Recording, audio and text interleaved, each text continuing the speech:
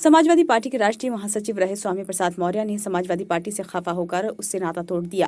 पिछले 8 सालों में वे तीसरी बार नाराज हुए हैं। मौर्य अब किसी अन्य सियासी पार्टी में शामिल होने की बजाय नई पार्टी के साथ राजनीति करेंगे। वे राष्ट्रीय शोषित समाज पार्टी की बागडोर अपने हाथ में ले सकते हैं। सोमवार को राष्ट्रीय शोषित समाज पार्टी का नीला, लाल और हरा रंग का झंडा लॉन्च कर मौर्य ने इस बात का संकेत दिया है कि वे इस पार्टी की कमान संभाल सकते हैं। बुधवार 22 फरवरी को दिल्ली के ताल कटोरा स्टेडियम में स्वामी प्रसाद मौर्य ने कार्यकर्ताओं की बैठक बुलाई है। माना जा रहा है कि इसी बैठक में इस नई पार्टी के माध्यम से मौर्य अपने भविष्य की राजनीति की घोषणा करेंगे। ऐसा लग नहीं रहा है कि समाजवादी पार्टी या अखिलेश यादव उन्हें बहुत जतन के साथ मनाने की कोशिश करेंगे। मुलायम सिंह यादव से लेकर अखिलेश यादव की अगुवाई तक समाजवादी पार्टी में हमेशा सभी जाति एवं धर्म के नेताओं का स्वागत किया गया। इसी की वजह से समाजवादी पार्टी को उत्तर प्रदेश में कई बार सरकार बनाने में कामयाबी मिली। अखिलेश यादव भी भले पिछड़े एवं दलित की सियासत करते रहे हों, लेकिन उन्हें खुलकर कभी भी सवर्णों का विरोध नहीं किया। मजबूरी ही सही, उन्होंने भी मुलायम की तरह समावेशी राजनीति की।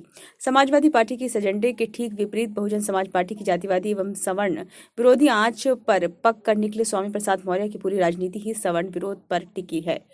भारतीय जनता पार्टी में 5 साल तक सत्ता की कुर्सी से चिपके रहने के बाद वर्ष 2022 में स्वामी प्रसाद मौर्य ने उत्तर प्रदेश में राजनीतिक परिवर्तन होने का अनुमान लगाकर चुनाव से ठीक पहले वे समाजवादी पार्टी में शामिल हो गए। लेकिन इस बार उनकी उम्मीद के विपरीत यूपी में भाजपा सत्ता में आ गई। योगी आदित्यनाथ की अगुवाई में भारतीय जनता पार्टी ने 37 साल पुराने इतिहास को दोहराते हुए पुनः सत्ता हासिल कर ली। इतना ही नहीं, स्वामी प्रसाद मौर्य अपनी सीट बदलने के बावजूद विधानसभा चुनाव पूरी तरह हार गए। विधानसभा चुनाव में हार के बावजूद अखिलेश यादव ने स्वामी प्रसाद मौर्य को पद और सम्मान दोनों दिया, विधान परिषद में भी भेजा।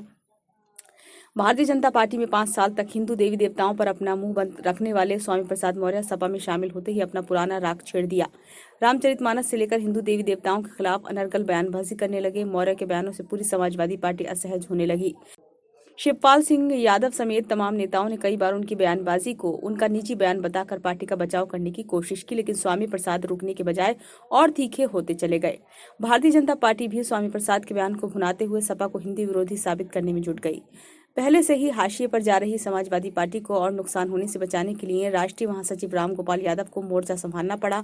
उन्होंने भी स्वामी प्रसाद मौर्य के बयानों को निजी बयान बता डाला। इसी से भड़के स्वामी प्रसाद मौर्य ने पहले समाजवादी पार्टी के राष्ट्रीय महासचिव पद से इस्तीफा दिया। अब अनजान सी राष्ट्रीय शोषित समाज पार्टी से नई राजनीतिक पारी शुरू करने की तैयारी कर ली है। दरअसल अब स्वामी प्रसाद मौर्य के विकल्प बेहद सीमित रह गए हैं। उन्हें समझ आ चुका है कि सत्ताधारी भारतीय जनता पार्टी में उनकी वापसी मुश्किल है। समाजवादी पार्टी और कांग्रेस अभी उस स्थिति में नहीं है कि सत्ता हासिल कर सकें। बहुजन समाज पार्टी में लौटने के रास्ते उनके लिए बंद हैं। मौर्य के पास यही विकल्प है कि वे किसी नई पार्टी से अपने भविष्य की राजनीति करें और सत्ता में भागीदारी मांगे। राष्ट्रीय शोषित समाज पार्टी उनकी मौजूदा सियासत की मुफीद हो सकती है, लेकिन वे कोई बड़ी लाइन खींच पाएंगे, इसमें संदेह है। नरेंद्र मोदी के उभरने के बाद जातिवादी सियासत का दौर लगभग खत्म हो चुका है। इस आंदोलन से निकली बहुजन समाज पार्टी ने भी बहुत पहले समझ लिया था कि उग्र जातिवादी सियासत का भविष्य बहुत लंबा नहीं है।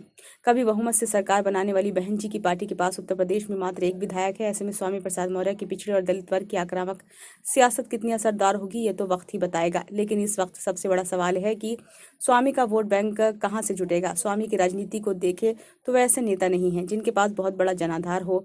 बसपा और भाजपा में रहते हुए स्वामी प्रसाद भले ही 5 बार विधायक बने हो, लेकिन किसी सीट से निर्दलीय लड़कर जीत हासिल करना उनके लिए आसान नहीं है।